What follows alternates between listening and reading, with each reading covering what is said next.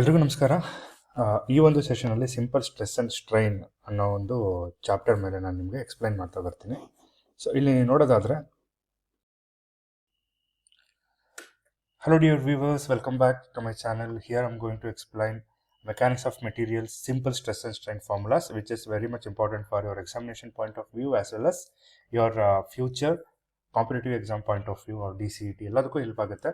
ಹಾಗಾಗಿ ಫಸ್ಟಿಂದ ಲಾಸ್ಟ್ ತನಕ ನೋಡಿ ವಿಡಿಯೋನ, ಬಿಕಾಸ್ ನೀವು ಬರೀ ಫೈನಲ್ ಆನ್ಸರ್ ಮಾತ್ರ ತೊಗೊಂಡ್ರೆ it is not good. Since ನಿಮ್ಗೆ ಗೊತ್ತೇ ಇರಲ್ಲ ಸ್ಟೆಪ್ಸ್ ಯಾವ ಥರ ಮಾಡೋದು, ಕ್ಯಾಲ್ಕುಲೇಟರ್ ಹೆಂಗೆ ಯೂಸ್ ಮಾಡೋದು, ಬ್ರಾಕೆಟ್ಸ್ ಹೆಂಗೆ ಯೂಸ್ ಮಾಡೋದು, you don't know how to operate when it is like heavier equation, lengthier equation ಇದ್ದಾಗ ಯಾವ ಥರ ಸಾಲ್ವ್ ಮಾಡೋದು ಅನ್ನೋದೆಲ್ಲ ಸ್ಟೆಪ್ ಬೈ ಸ್ಟೆಪ್ ಎಕ್ಸ್ಪ್ಲೈನ್ ಮಾಡೋದ್ರಿಂದ.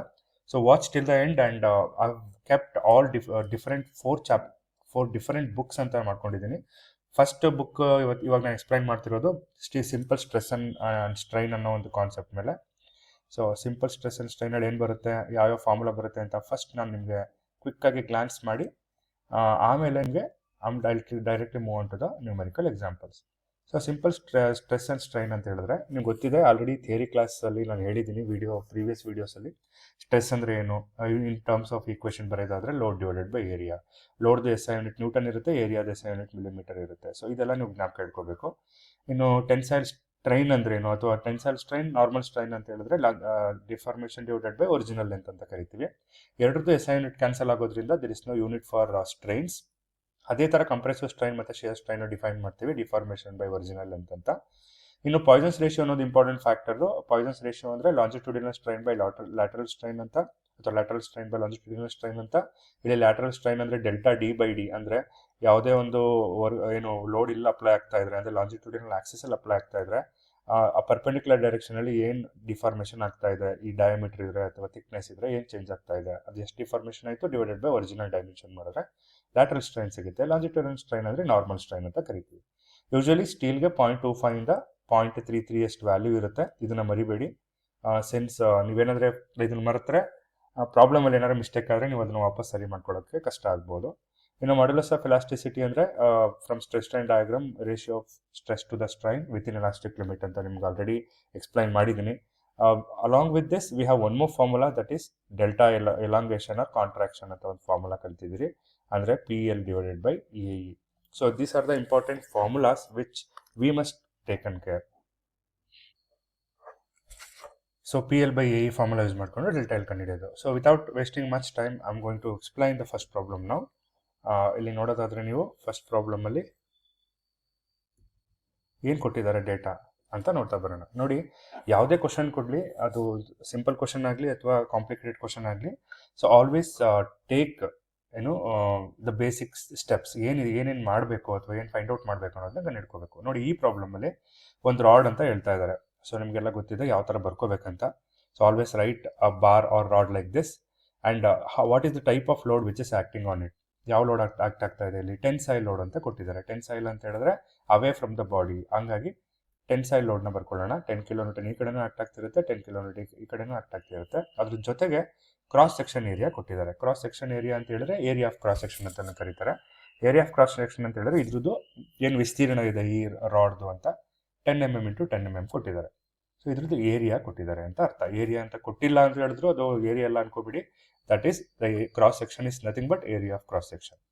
So first always write the data. First ಯಾವಾಗಲೂ ಅಷ್ಟೇ ಡೇಟಾ ಬರೀಬೇಕು ನೀವು. ಡೇಟಾ ಬರೆದು ಏನು ಫೈಂಡ್ ಔಟ್ ಮಾಡಬೇಕು ಅಂತ ಬರೆದು ಯಾವ ಫಾರ್ಮುಲಾ ಯೂಸ್ ಮಾಡಬೇಕು ಅನ್ನೋದನ್ನು ಐಡೆಂಟಿಫೈ ಮಾಡ್ಕೋಬೇಕು. So when you are see here, ಡೇಟಾದಲ್ಲಿ ಏನು ಕೊಟ್ಟಿದ್ದಾರೆ? ಏರಿಯಾ ಆಫ್ ಕ್ರಾಸ್ ಸೆಕ್ಷನ್ ಕೊಟ್ಟಿದ್ದಾರೆ. Area of cross section is 10 mm × 10 mm. 10 × 10 ಅಂತ ಹೇಳಿದ್ರೆ 100 mm². ಯಾಕೆ mm² ಬರೀತಾ ಇದ್ದೀನಿ ಇಲ್ಲಿ? ಬಿಕಾಸ್ ಇದು ಕೂಡ ಮಿಲಿಮೀಟರ್ ಇದೆ, ಇದು ಕೂಡ ಮಿಲಿಮೀಟರ್ ಇದೆ. ಸಿಮಿಲರ್ಲಿ ಲೋಡ್ ಕೊಟ್ಟಿದ್ದಾರೆ 10 kN ಅಂತ ಕೊಟ್ಟಿದ್ದಾರೆ. ಬಟ್ ನಮಗೆ ಫಾರ್ಮುಲಾಗೆ ಬೇಕಾಗಿರೋದು ನ್ಯೂಟನ್ ಆಗಿರೋದ್ರಿಂದ you should convert the kilo into newton, that is 10⁻³ newton ಆಗುತ್ತೆ. So this is how you should convert. ಅವ್ರು ಏನಾದರೂ ಪ್ರಾಬ್ಲಮಲ್ಲಿ ಕೊಟ್ಟಿರುವಂತಹ SI ಯೂನಿಟ್ಸು ನಮಗೆ ಬೇಕಾಗಿರೋ SI ಯೂನಿಟ್ಸ್ಗೆ ಇಲ್ಲ ಅಂತ ಹೇಳಿದ್ರೆ you should do this step before going to the formula. And write the formula. After that what you need to find out tensile stress. ಬರೀ sigma ಅಂತಲೂ ಬರಿಬೋದು ಅಥವಾ ಸಿಗ್ಮಾ T ಅಂತನಾದರೂ ಬರಿಬೋದು. ನೀವು ಯಾವ ಥರ ಕಲ್ತಿರ್ತೀರ ಅನ್ನೋದ್ರ ಮೇಲೆ ಸ್ಟ್ಯಾಂಡರ್ಡ್ ಬುಕ್ಸ್ನಲ್ಲಿ ನಿಂತಿರುತ್ತೆ. ಸೊ ಸಿಗ್ಮಾ T ಫಾರ್ಮುಲಾ ಏನು? Sigma T is equal to load divided by area. Load ಅಂದರೆ ಏನು ಬರ್ಕೊಂಡಿದ್ದೀರಾ ಇಲ್ಲಿ? 10 × 10⁻³ ಬರೆದಿದ್ದೀರಾ. ಏರಿಯಾ ಎಷ್ಟಿದೆ? 100 ಇದೆ. ಸೊ ನೀವು ಇಲ್ಲೇ ಎಲ್ಲ ಟೆನ್ಸ್ ಇರೋದ್ರಿಂದ ಕ್ಯಾಲ್ಕುಲೇಟ್ ಮಾಡ್ಕೋಬೋದು, ಕ್ಯಾಲ್ಕುಲೇಟರ್ ಬೇಕಾಗಿಲ್ಲ, ಅದನ್ನು ತೋರಿಸ್ಕೊಡ್ತೀನಿ ನಾನು. ಸೊ ಕ್ಯಾಲ್ಕುಲೇಟ್ರು ಯೂಸ್ ಮಾಡಿದ್ರೆ ಹೆಂಗೆ ಮಾಡ್ಬೋದು, 10⁻³ ಅಂತ ಹೇಳಿದ್ರೆ 1000 ಆಗುತ್ತೆ, ಕೆಳಗಡೆ 100 ಇರುತ್ತೆ, 2 zeros ಕ್ಯಾನ್ಸಲ್ ಆಗಿ ಫೈನಲ್ ಆನ್ಸರ್ ಏನು ಬರುತ್ತೆ, 100 ಬರುತ್ತೆ. And don't write the value, ಬರೀ ನಂಬರ್ ಬರಿಬೇಡಿ, SI ಯೂನಿಟ್ ಜೊತೆಗೆ ಬರೀರಿ. ಆಲ್ವೇಸ್ ರೈಟ್ SI ಯೂನಿಟ್ಸ್, because this is a best practice you should adopt whenever you are doing a problem. ಇಲ್ಲಿ ಮಿಲಿಮೀಟರ್ ಸ್ಕ್ವೇರ್ ಬರೆಯೋದು ಇಂಪಾರ್ಟೆಂಟು, ನ್ಯೂಟನ್ ಅಂತ ಬರೆಯೋದು important, newton per millimetre square ಅಂತ ಬರೆಯೋದು important. So this is typically 2 to 3 marks question, but don't miss this question. So those who are not knowing how to solve, ಈ ಥರ ಗೊತ್ತಿಲ್ಲ ನಿಮಗೆ logics ಅಂತ ಹೇಳಿದ್ರೆ ಕ್ಯಾಲ್ಕುಲೇಟರ್ ಯೂಸ್ ಮಾಡೋದು ತೋರಿಸ್ಕೊಡ್ತೀನಿ.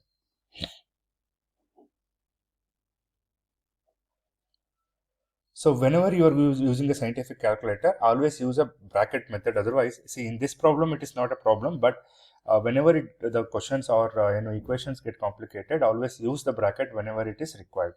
So I'm going to use the numerator. Nodi ಇಲ್ಲಿ ನೋಡಬಹುದು ನೀವು 10 into 10⁻³ ಇದೆ. Whenever there are two terms in here, you can see here, whenever there are two terms, always use best practices bracket. So I'm going to take a bracket here.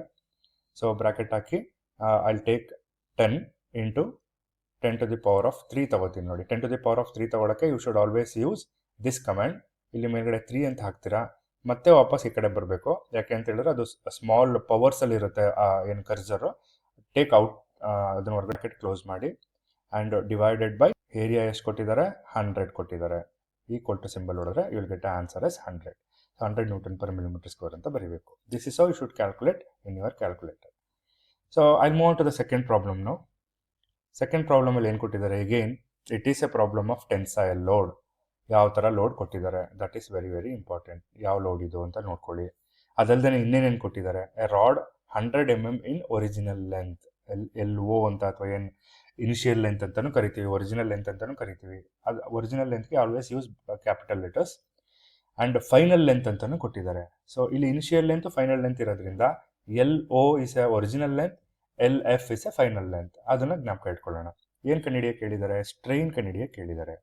So again we have a bar here, a rod or bar, tensile load apply ಆಗ್ತಾ ಇದೆ. Again the same tensile load 10 kN ಇದೆ ಇದರಲ್ಲೂ ಕೂಡ. Right down the 10 kN and original length ಎಷ್ಟಿತ್ತು ಅಂತ ಕೊಟ್ಟಿದ್ದಾರೆ. ಇನ್ನೇನು area ಆಗಿದೆಯೋ ಏನೂ ಕೊಟ್ಟಿಲ್ಲ, because we are not going to calculate any stress. ಇಲ್ಲಿ ಸ್ಟ್ರೈನ್ ಕಂಡುಹಿಡ್ತಿರೋದ್ರಿಂದ ಸ್ಟ್ರೈನಿಗೆ ಬೇಕಾಗಿರೋ ಡೇಟಾ ಕೊಟ್ಟಿದ್ದಾರೆ. ಸ್ಟ್ರೈನಿಗೆ ಬೇಕಾಗಿರೋದೇನು, ಒರಿಜಿನಲ್ ಲೆಂತ್ ಫೈನಲ್ ಲೆಂತ್ ಇದೆ, ಬಟ್ ಇದೆರಡು ರೇಷಿಯೋ ಮಾಡಬಾರ್ದು. ನೀವು ಬೇಕಾಗಿರೋದೇನು, ಡೆಲ್ಟಾ ಎಲ್. ಡೆಲ್ಟಾ ಎಲ್ ಅಂದರೆ ಏನು, ಹಿಂಗೆ ಲೋಡ್ ಅಪ್ಲೈ ಆದಾಗ ಎಷ್ಟು ಎಲಾಂಗೇಟ್ ಆಯಿತು, 100 mm ಇದ್ದಿದ್ದು 100.1 mm ಎಲಾಂಗೇಟ್ ಆಯಿತು, ಒಂದು ಸ್ವಲ್ಪ ಜಾಸ್ತಿ, 0.1 ಅಷ್ಟು ಜಾಸ್ತಿ ಆಯಿತು. ಇಲ್ಲಿ 0.1 ಅಷ್ಟು ಜಾಸ್ತಿ ಆಯಿತು ಅಂತ ನಾವು ಬಾಯಲ್ಲಿ ಹೇಳ್ಬೋದು, ಬಟ್ ಅದನ್ನು ಕ್ಯಾಲ್ಕುಲೇಟ್ ಮಾಡಿ ತೋರಿಸ್ಬೇಕು. ಅದಕ್ಕೆ ನಾನೇನು ಮಾಡ್ತೀನಿ, ಡೇಟಾ ಲಿಸ್ಟ್ ಮಾಡ್ತೀನಿ ನೋಡಿ, ಅಬ್ಸರ್ವ್ ಮಾಡಿ ಕರೆಕ್ಟಾಗಿ. So data initial length or original length is equal to 100 mm, final length is equal to 100.1 mm, and tensile load P is equal to 10 kN. This is not required actually. ನಮಗೆ ಬೇಕಾಗಿರೋ strain ಕಂಡುಹಿಡಿಯೋದಕ್ಕೆ ಯಾವುದೇ ಥರ load ಬೇಕಾಗಿಲ್ಲ, but ಡೇಟಾದಲ್ಲಿ ಕೊಟ್ಟಿರೋದ್ರಿಂದ write down this data also. ಎಲ್ಲ MM ಎಲ್ಲ ಇದೆ, ಎಲ್ಲ ನ್ಯೂಟನ್ ಇದೆ. SI units are very very very important. ನ್ಯೂಟನ್ನು, ಮಿಲಿಮೀಟರ್ ಅದೆಲ್ಲ ನೋಡ್ಕೊಳ್ಳಿ. ನೆಕ್ಸ್ಟು ಏನು ಕಂಡುಹಿಡಿಬೇಕು, ಸ್ಟ್ರೈನ್ ಕಂಡುಹಿಡಿಬೇಕು. Strain formula is epsilon. ಇಲ್ಲಿ ಟೆನ್ಸೈಲ್ ಸ್ಟ್ರೈನ್ ಆಗಿರೋದ್ರಿಂದ εT ಅಂತ ಆಗ್ತಾ ಇದ್ದೀನಿ. First write the formula. Always whenever ನೀವು ಇಲ್ಲಿ ಏನು ಡಯಾಗ್ರಾಮ್ ಬರ್ಕೋತಿರಲ್ಲ, ಅಲ್ಲೇ ಸ್ಟ್ರೈನ್ ಅಂದರೆ ಏನು ಅಂತ ಬರ್ಕೊಡಿ. Delta L by original length ಅಂತ ಫಾರ್ಮುಲಾ. ಇಲ್ಲಿ ಡೆಲ್ಟಾ ಎಲ್ ಕೊಟ್ಟಿದ್ದಾರೆ, ಡೆಲ್ಟಾ ಎಲ್ ಬದಲು ಏನು ಕೊಟ್ಟಿದ್ದಾರೆ, ಇನಿಷಿಯಲ್ ಲೆಂತ್ ಫೈನಲ್ ಲೆಂತ್ ಕೊಟ್ಟಿರ್ತಾರೆ. ಡೆಲ್ಟಾ ಎಲ್ ಹೆಂಗೆ ಕಂಡುಹಿಡಿಯೋದು ಅಂದರೆ, ಡಿಫಾರ್ಮೇಷನ್ ಎಷ್ಟಾಯಿತು ಅಂತ ಕಂಡುಹಿಡಿಬೇಕು ಅಂದರೆ ಫೈನಲ್ ಲೆಂತಿಂದ ಇನಿಷಿಯಲ್ ಲೆಂತಿಂದ ಮೈನಸ್ ಮಾಡಬೇಕು. ಅಂದರೆ 100.1 100ನ ಮೈನಸ್ ಮಾಡಿದ್ರೆ ಯು ವಿಲ್ ಗೆಟ್ ಏನು 0.1. ಅದು ಡೈರೆಕ್ಟಾಗಿ ಹೇಳ್ಬೋದು, ಬಟ್ ಸ್ಟಿಲ್ ನೀವು ಬೇಕಾದ್ರೆ ಕ್ಯಾಲ್ಕುಲೇಟರ್ ಯೂಸ್ ಮಾಡಿ ಮಾಡೋದಾದರೆ 100.1 100ನ ಮೈನಸ್ ಮಾಡಿದ್ರೆ ಯು ವಿಲ್ ಗೆಟ್ 1/10 ಅಂತ ಬರುತ್ತೆ. ಇದನ್ನು ಶಿಫ್ಟ್ ಇಟ್ಕೊಂಡು ENG ಅಂತ ಮಾಡಿದ್ರೆ ಇಲ್ಲಿ 10⁻0 ಬರೋ ತನಕ, ಅಂದರೆ if you want decimal numbers 10⁻0 ಬರೋ ತನಕ ನೀವು ಅದನ್ನು ENG ಪ್ರೆಸ್ ಮಾಡ್ತಿರ್ಬೇಕಾಗುತ್ತೆ. ಸೊ 0.1 ಅಂತ ಗೊತ್ತಾಯ್ತು ನಿಮಗೆ. 0.1 mm is a deformation. Once you know the deformation, write the formula again. We know that delta epsilon T is equal to delta L by L. 0.1 divided by original length is 100 mm. L is nothing but original length ಅಂತ ಅರ್ಥ. 0.1 by 100 ಮಾಡೋಣ, ಎಷ್ಟು ಬರುತ್ತೆ ನೋಡೋಣ. 0.1 divided by 100. ನೀವು ಕೇಳ್ಬೋದು sir ಈ ಥರ ಬರೆಯೋಕ್ಕಾಗಲ್ವ 1/1000 ಅಂತ ಬರೀಬಾರ್ದು ಅಂತ. This is not a best practice. Always use decimal numbers whenever you writing. ನೋಡಿ ಈ ಥರ ಬರಿಬೋದು 1 × 10⁻³ ಅಂತ ಬರಿಬೋದು, ಆರ್ ಯು ಕ್ಯಾನ್ ರೈಟ್ 0.0. ನೋಡಿ 2 ಸಲ ಹೊಡೆದ್ರೆ ನಿಮಗೆ 10⁻0 ಬರೋ ತನಕ ಬರುತ್ತೆ. ನೋಡಿ this is the way you should write whenever you are writing a decimal number, smallest number or biggest number ಬರಿಬೇಕಾದ್ರೆ ಈ ಥರ ಬರಿಬೇಕಾಗುತ್ತೆ. ಸೇಮ್ ಆನ್ಸರ್ ಇದು. 1/1000 ಅಂದ್ರೂ ಸೇಮೇನೆ, 1 × 10⁻³ ಅಂದ್ರೂ ಸೇಮೇನೆ, 0.001 ಅಂದ್ರೂ ಸೇಮೇನೆ. But you should write the exact value whatever here it's showing. ಅಥವಾ 1 × 10⁻³ ಅಂತಲೂ ಬರಿಬೋದು. ಬಟ್ ಡೋಂಟ್ ರೈಟ್ 1/1000 ಅಂತ ಬರೆಯಕ್ಕೆ ಹೋಗ್ಬೇಡಿ. So that is not the best practice. This is how you should calculate the answers. Let's move on to the next problem.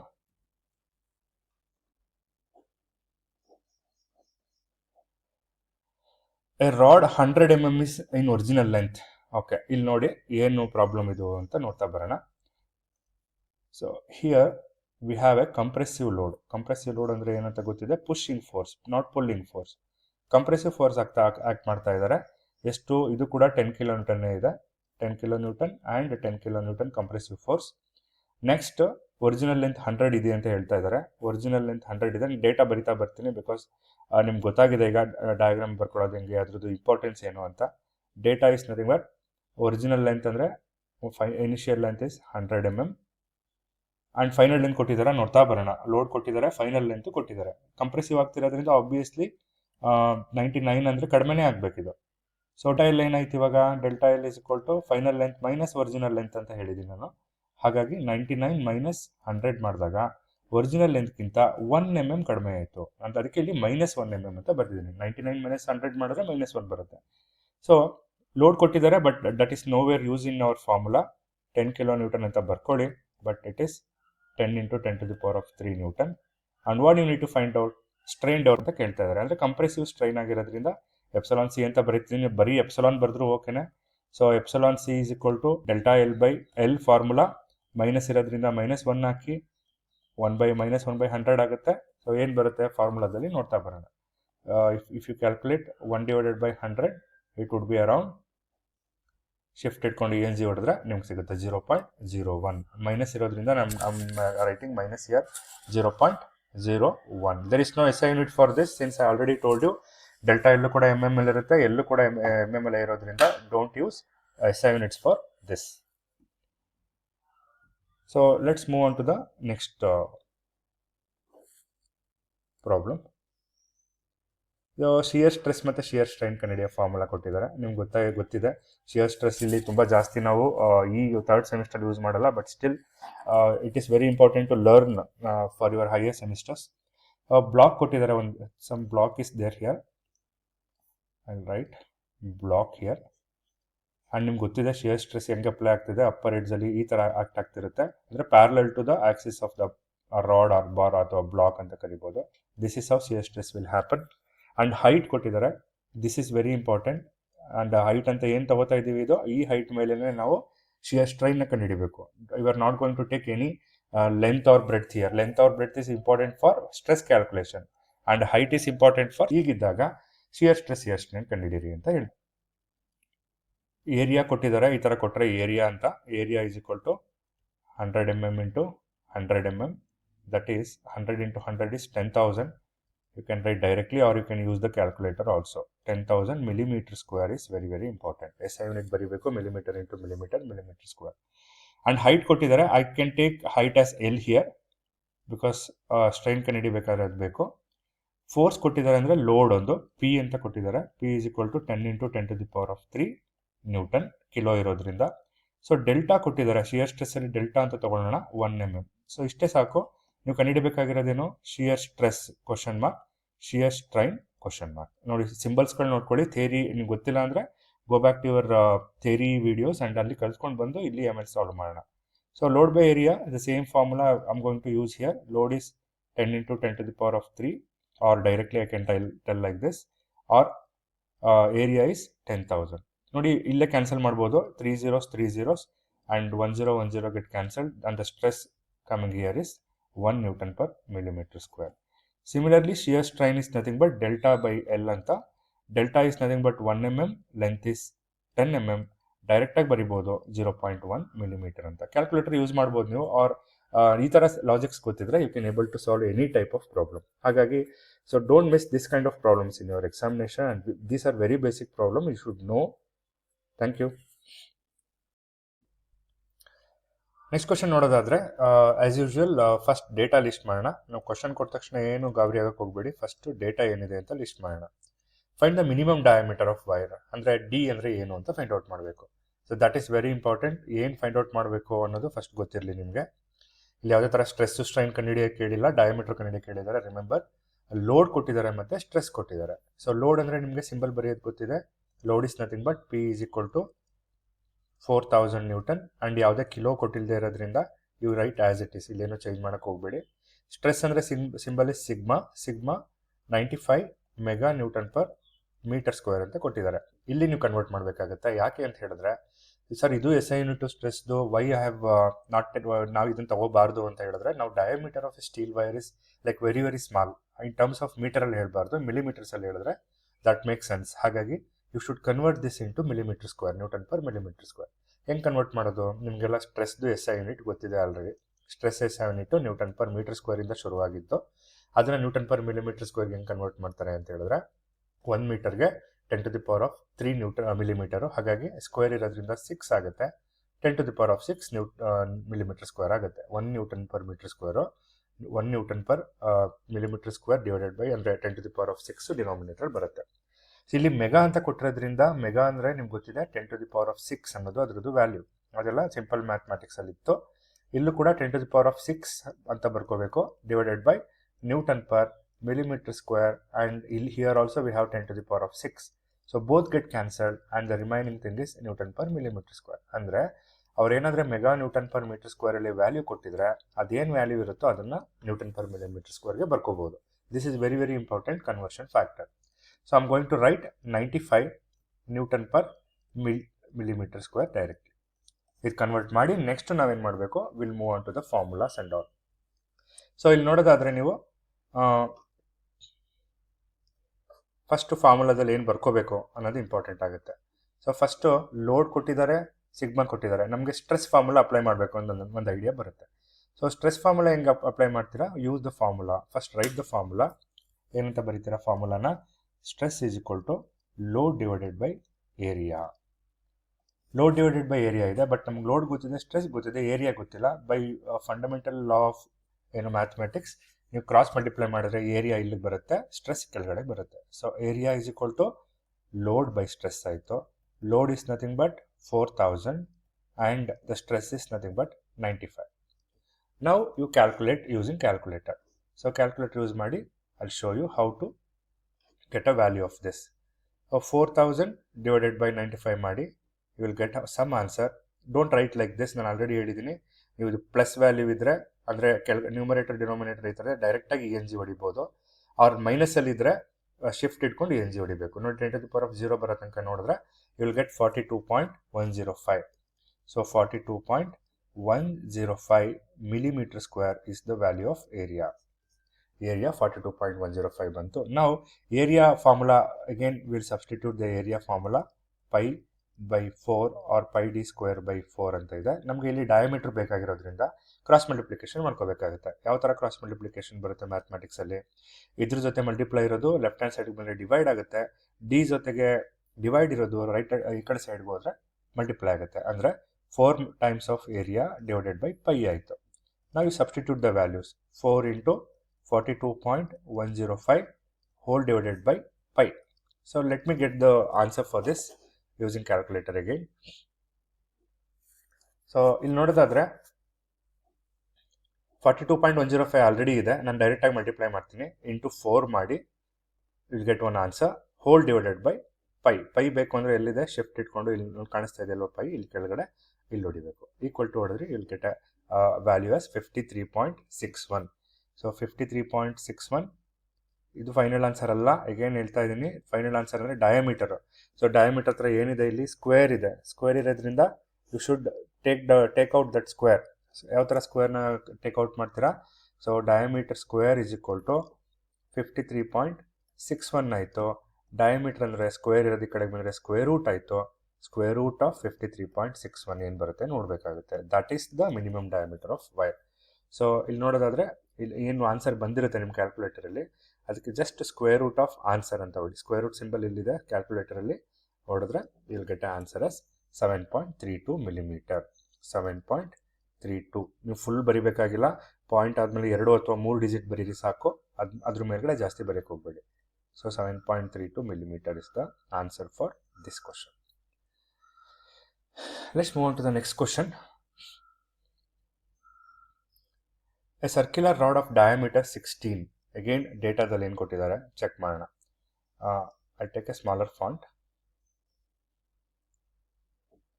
So data, you should write. So D is equal to 16 millimeter. L ಕೊಟ್ಟಿದ್ದಾರೆ 500 mm long. Tensile force ಕೊಟ್ಟಿದ್ದಾರೆ, that is not A stress, ಹಾಗಾಗಿ force ಆಗಿರೋದ್ರಿಂದ P ಅಂತ ಅರ್ಥ. ಅದು 40 kN. ಇಲ್ಲಿ ಏನಾದರೂ convert ಮಾಡಬೇಕಾ, ಮಿಲಿಮೀಟರಲ್ಲಿದೆ, ಮಿಲಿಮೀಟರ್ ಇದ್ರೆ ಏನು ಕನ್ವರ್ಟ್ ಮಾಡಬೇಡಿ, ಬಟ್ ಇಲ್ಲಿ ಕಿಲೋ ನ್ಯೂಟನಲ್ಲಿರೋದ್ರಿಂದ 40 × 10⁻³ ನ್ಯೂಟನ್ ಮಾಡಬೇಕಾಗುತ್ತೆ. That is a conversion factor. Modulus of elasticity E ಕೊಟ್ಟಿದ್ದಾರೆ 200 kN/mm². ನೋಡಿ ಇಲ್ಲಿ Nm/mm² ಆಲ್ರೆಡಿ ಇದೆ, ಬಟ್ ಕಿಲೋ ಅನ್ನೋದೊಂದು ಎಕ್ಸ್ಟ್ರಾ ಆಗಿದೆ. ಇಲ್ಲೂ ಕೂಡ ನೀವೇನು ಮಾಡಬೇಕು, 200 × 10⁻³ ಕಿಲೋಕ್ಕೆ ಮಾತ್ರ ಕನ್ವರ್ಟ್ ಮಾಡಿ, ಬೇರೆ ಇನ್ನೇನು ಟಚ್ ಮಾಡೋಕ್ಕೆ ಹೋಗಬೇಡಿ. So this is the conversion factor. ಇದು ತುಂಬ important problem for your examination point of view. ಏನೇನು ಫೈಂಡ್ ಔಟ್ ಮಾಡಬೇಕು, you need to find stress ಅಂದರೆ question mark, strain question mark, elongation ಅಂದರೆ ಡೆಲ್ಟಾ ಎಲ್ ಕ್ವಶನ್ ಮಾರ್ಕ್. ಹೆಂಗೆ find out ಮಾಡೋಣ, ಇಲ್ಲಿ ಡೈರೆಕ್ಟಾಗಿ ಡೆಲ್ಟಾ ಎಲ್ ಕೊಟ್ಟಿದ್ರೆ ಸ್ಟ್ರೆಸ್ ಸ್ಟ್ರೈನ್ ಆರಾಮಾಗಿ ಕಂಡುಹಿಡಿಬೋದಿತ್ತು, ಅದ್ರ ಬದಲು ಇಲ್ಲಿ ಇ ಎಕ್ಸ್ಟ್ರಾ ಕೊಟ್ಟಿದ್ದಾರೆ. So first you should know write the formula. What is the formula used for stress? ನಿಮ್ಗೆ ಗೊತ್ತಿದೆ, load divided by area. Load ಕೊಟ್ಟಿದ್ದಾರೆ, ಏರಿಯಾ ಕೊಟ್ಟಿಲ್ಲ, ಅದ್ರ ಬದಲು ಏನು ಕೊಟ್ಟಿದ್ದಾರೆ, ಡಿ ಕೊಟ್ಟಿದ್ದಾರೆ. ಫಸ್ಟ್ ಸ್ಟೆಪ್ಪಲ್ಲಿ ನೀವು ಏರಿಯಾನ ಫೈಂಡ್ ಔಟ್ ಮಾಡ್ಕೊಳ್ಳಿ. So π/4 d² or πd²/4, that is π × d² ಅಂದರೆ 16² ಡಿವೈಡೆಡ್ by 4. So let's open the calculator. So pi ಇದೆ, ನಾನು first AC ಹೊಡ್ಕೊಳ್ಳಿ.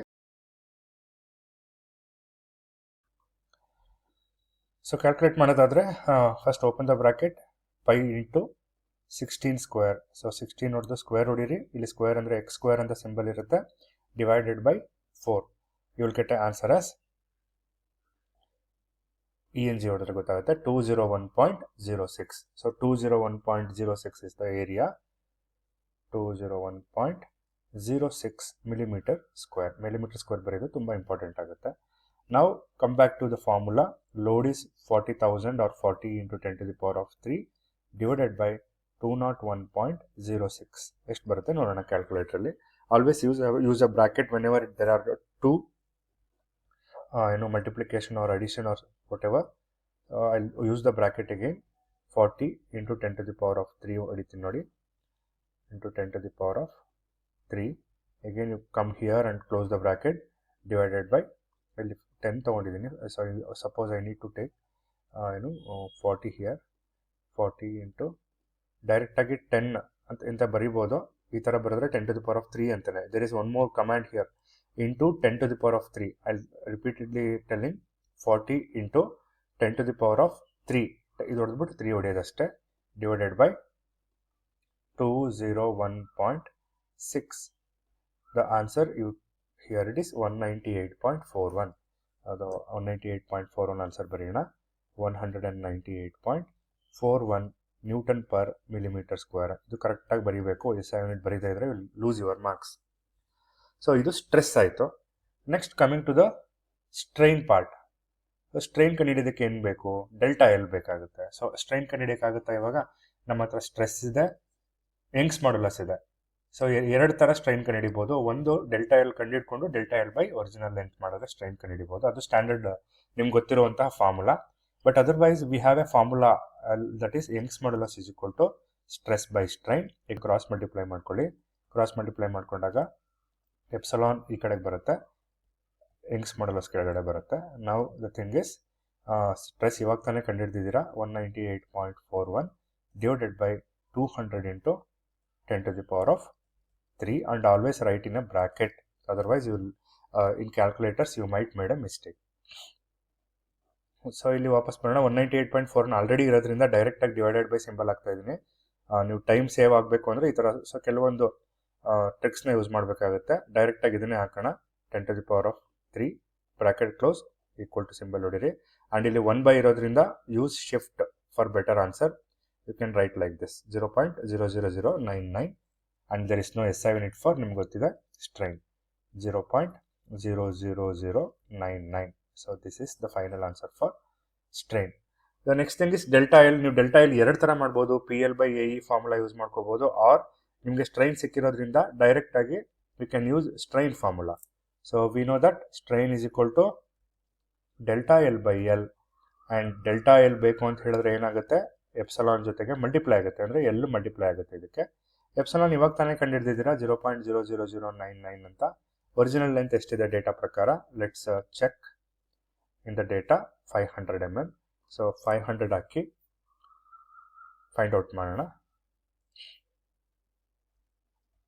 So if you multiply these two, you will get into 500 ಮಾಡ್ತಾ ಇದ್ದೀನಿ.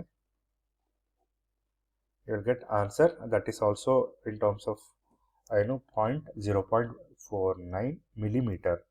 ಲೆಂತ್ ಕಂಡಿಡ್ತಿರೋದ್ರಿಂದ 0.49 ಅಂತ ಬರೆಯೋದು ತುಂಬ ಇಂಪಾರ್ಟೆಂಟ್ ಆಗುತ್ತೆ. So delta L, strain and stress ಮೂರನ್ನು ಕೂಡ ಕಂಡುಹಿಡಿದಿದ್ದೀವಿ. ಇದು 5 marks ಕ್ವಶನು, ತುಂಬ important question. Don't miss out in your ಎಕ್ಸಾಮಿನೇಷನ್ಗೆ. ನೆಕ್ಸ್ಟ್ ಪ್ರಾಬ್ಲಮ್ ಈಗೇನು ಅದೇ ಥರ ಇರೋದು ಇನ್ನೊಂದು ಪ್ರಾಬ್ಲಮ್ ಕೊಟ್ಟಿದ್ದಾರೆ. ಡೂ ಇಟ್ ಯುವರ್ ಸೆಲ್ಫ್, ನೀವೇ ಮಾಡ್ಬೋದು. I'm just giving the hints ನಾವು. ಇಲ್ಲಿ ಏನು ಟ್ವಿಸ್ಟ್ ಇದೆ ಅಂತ ಹೇಳಿದ್ರೆ ಡಯಾಮೀಟರು. ಸೊ ಡಯಾಮೀಟರ್ ಏನಿದೆ ಸೆಂಟಿಮೀಟರಲ್ಲಿದೆ. Diameter is in centimeter, 150 centimeter ಅಂತ ಇದೆ. ಸೆಂಟಿಮೀಟರ್ನ ಏನು ಕನ್ವರ್ಟ್ ಮಾಡ್ಕೋಬೇಕು, ಫಸ್ಟು ಮಿಲಿಮೀಟರ್ ಕನ್ವರ್ಟ್ ಮಾಡ್ಕೋಬೇಕು. ಸೆಂಟಿಮೀಟರ್ನ ಮಿಲಿಮೀಟರ್ ಕನ್ವರ್ಟ್ ಮಾಡೋದು ಯಾವ ಥರ, 1 ಸೆಂಟಿಮೀಟರ್ಗೆ 10 millimeter ಆಗಿರೋದ್ರಿಂದ ಇಂಟು 10 ಮಾಡಿಕೊಂಡ್ರೆ it will be converted into millimeter. So 1500 millimeter ಆಗುತ್ತೆ diameter. It's not diameter, its length actually. I am talking about the length, since long ಅಂತ ಕೊಟ್ಟಿರೋದ್ರಿಂದ length ಅಂತ ತಗೊಳ್ಳಿ. ಇನ್ನು ಡಯಾಮೀಟರು 2 centimeter ಅಂತ ಕೊಟ್ಟಿದ್ದಾರೆ. So 2 centimeter is nothing but 2 into 10, that is 20 millimeter convert ಆಯಿತು. Length convert ಆಯಿತು and diameter convert ಆಯಿತು. ಇನ್ನು ಮಿಕ್ಕಿದೆಲ್ಲ ಆ್ಯಸ್ ಯೂಶುವಲ್. ಪಿ ಅಂದರೆ 20 kilonewton ಕೊಟ್ಟಿದ್ದಾನೆ. 20 kilonewton ಅಂತ ಹೇಳಿದ್ರೆ 20 into 10 to the power of 3 Newton. Similarly Young's modulus ಕೊಟ್ಟಿದ್ದಾರೆ. ಎಲಾಸ್ಟಿಸಿಟಿ ಮಾಡ್ಯುಲಸ್ ಅಂದರು, ಯಂಗ್ಸ್ ಮಾಡ್ಯುಲಸ್ ಅಂದರು ಒಂದೇ. 2 into 10 to the power of 5 Newton per millimeter square ಅಂತ ಕೊಟ್ಟಿದ್ದಾರೆ.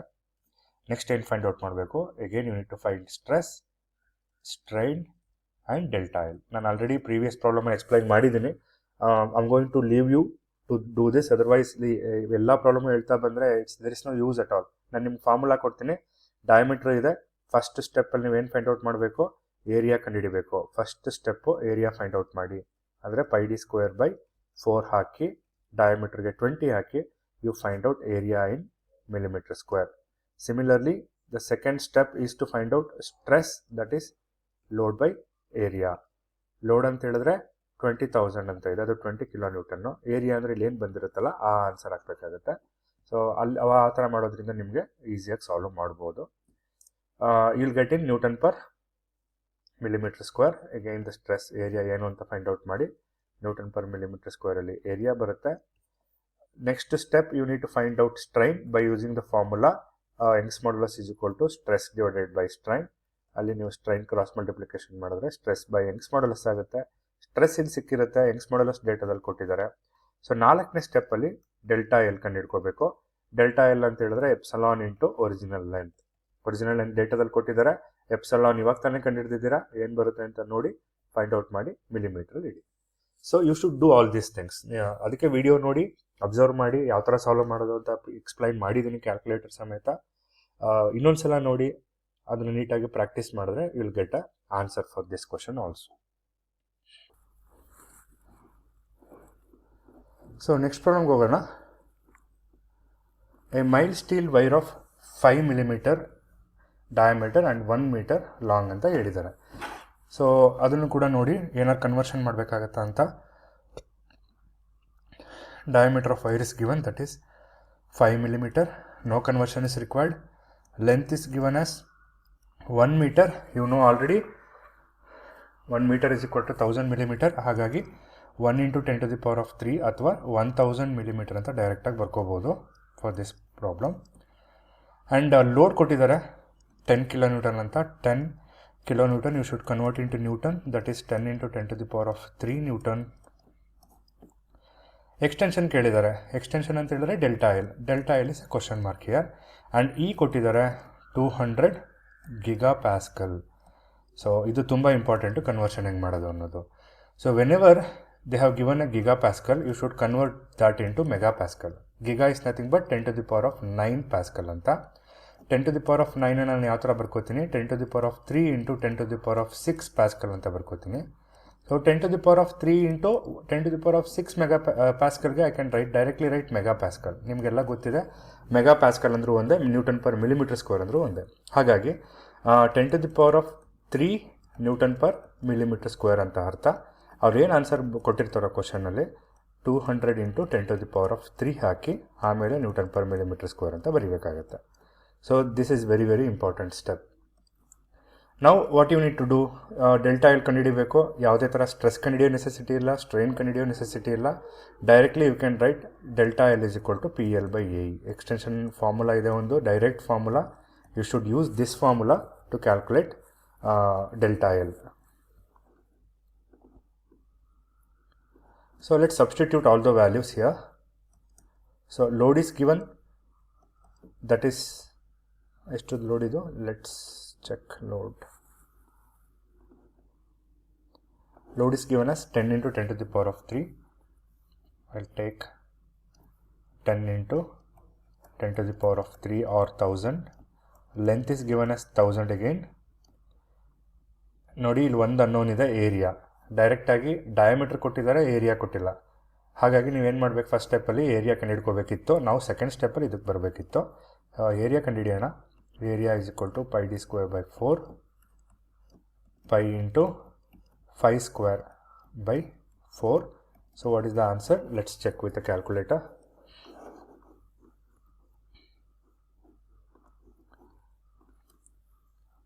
Pi into, I'll open the bracket, pi into 5² bracket close divided by 4.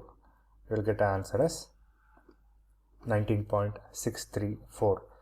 So answer is 19.634 millimeter square. Substitute here 19.634 and Young's modulus is 200 into 10 to the power of 3, and always put brackets before going to the calculator because this is a lengthier equation. ನಿಮ್ಗೆ already ಹೇಳಿದ್ದೀನಿ, ಸುಮ್ಮನೆ ಏನೇನೋ value ಬರೆಯೋದಲ್ಲ. Delta L ಅಂತ ಹೇಳಿದ್ರೆ smaller deformation it ma'am ಇರ್ಬೋದು, but 0 points ಎಲ್ಲ ಇರುತ್ತೆ, 0.1 0.2 ಆ ಥರ ಬರ್ಬೋದು. ಹಾಗಾಗಿ ಆನ್ಸರ್ ಬಂದಿದ್ದನ್ನ ಒಂದ್ಸಲ ವೆರಿಫೈ ಮಾಡ್ಕೊಳ್ಳಿ. So here what I am going to do is I open the bracket and I write whatever the values here I have substituted. So ಡೈರೆಕ್ಟಾಗಿ ನೀವು, ನಾನು ಆಲ್ರೆಡಿ ಇನ್ನೊಂದು ಮೆಥಡ್ ಹೇಳ್ಕೊಟ್ಟಿದ್ದೀನಿ, 10 into 10 to the power of 3 into 1000 divided by 19.634 into 200 into 10 to the power of 3 bracket close. Bracket ಹಾಕೋದು, bracket close ಮಾಡೋದು. ನೋಡಿ 2.54 millimeter, very small deflection. 2.54 millimeters ಅಷ್ಟು deformation ಆಗಿದೆ. This is delta L. And this is what you are going to supposed to find out here. Let's move on to the next problem.